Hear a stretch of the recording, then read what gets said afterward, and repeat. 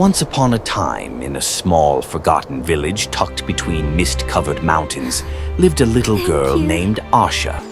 Her world was quiet after sunset.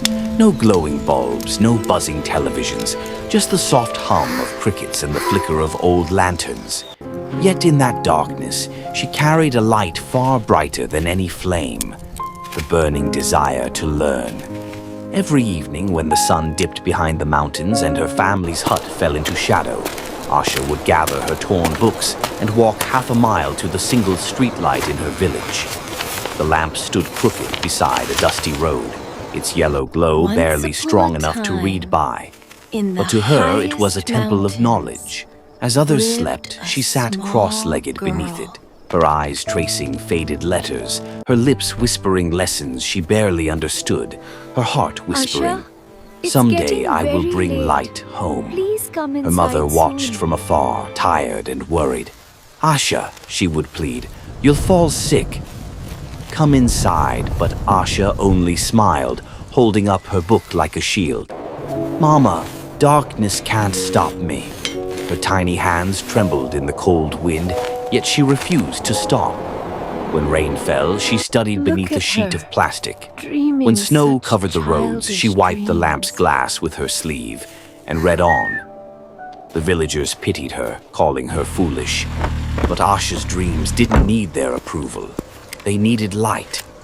One fateful night, as she sat hunched over her notebook, a journalist traveling through the mountains stopped his car nearby. He watched her in silence.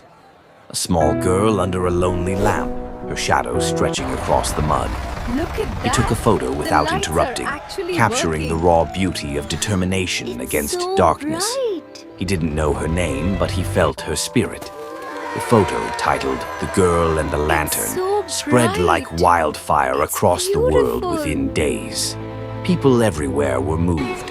Strangers from cities she'd never heard of sent money to build electric lines for her village. News crews came climbing the steep hills to find the little girl who had studied under a lamp. When Asha saw bright bulbs light up her village for the first time, she didn't cheer. She cried silently, her small face glowing in the electric brilliance she had always dreamed of. That night, her mother whispered, "You did this, Asha." But Asha shook her head. "No, Mama, we did this." Girls don't become The engineers. years that followed were not easy. Though her village now had electricity, Asha's family still struggled. Her father worked as a farmer, and money for school was scarce. But Asha was unbreakable. She walked miles each day to attend a government school in the next town. She studied with second-hand Do not books, be afraid, memorizing Asha. entire lessons You because she belong couldn't here. afford new notebooks. At night, she fixed broken lanterns for neighbors to earn coins for her bus fare. Every setback became her teacher. Every failure became her strength.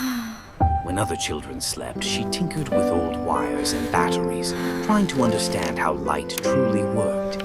She collected scrap metal from junkyards, turned them into small circuits, Started the and firm dreamed of on building something that Monday. could change That's lives. I'm Some moving laughed at her. downtown this weekend. "Girls don't become engineers," they said. But Asha's silence was louder than their mockery. She believed in the light that never judged her. Years passed, and the little girl with the lantern became a young woman with a scholarship. She earned a place at a top engineering college, stepping into a Hello classroom again, filled old with bright friend. lights, air conditioning, and computers she had never seen before. She felt small at first, like the mountain girl didn't belong. Then she remembered the street light. She remembered cold The nights, sun gives hunger, us the and the power. flickering glow It that had been her travels only through the friend. wire, And and suddenly then she the knew she bulb belonged lights everywhere up light our could homes. reach. Her professors admired her dedication. She stayed in labs after everyone left, building small prototypes of solar lanterns that could charge from sunlight and provide hours of brightness. She often fell asleep at her desk, head resting on open notebooks, her fingers stained with solar and grease. But inside, her childhood promise still echoed, "I will bring light home." After years of relentless work, Asha graduated with top honors. Yet she didn't take a job in the city like everyone else. She returned to her mountain village. The same winding paths, the same small huts, the same crooked streetlight. But this time, she carried the power to change everything. She installed solar panels on every roof, built low-cost lanterns for poor families, and set up a small workshop to teach local children how electricity worked. Her hands, once trembling under a dim lamp, now held the tools of transformation. The villagers watched in awe as Asha's light spread through the valley. Houses that had been dark for generations now glowed at night.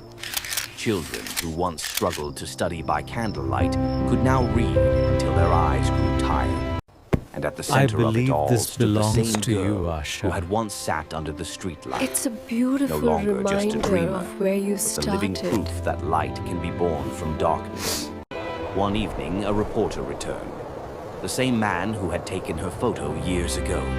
He found her standing beneath that same streetlight, now bright and steady with solar power. Look how Do you remember this beautiful place? the He lanterns asked. are tonight. Asha smiled, her eyes reflecting the glow.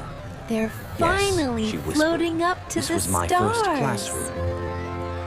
The That solar night, Asha panels looked up at the capture mountains, the her sun's heart full. energy.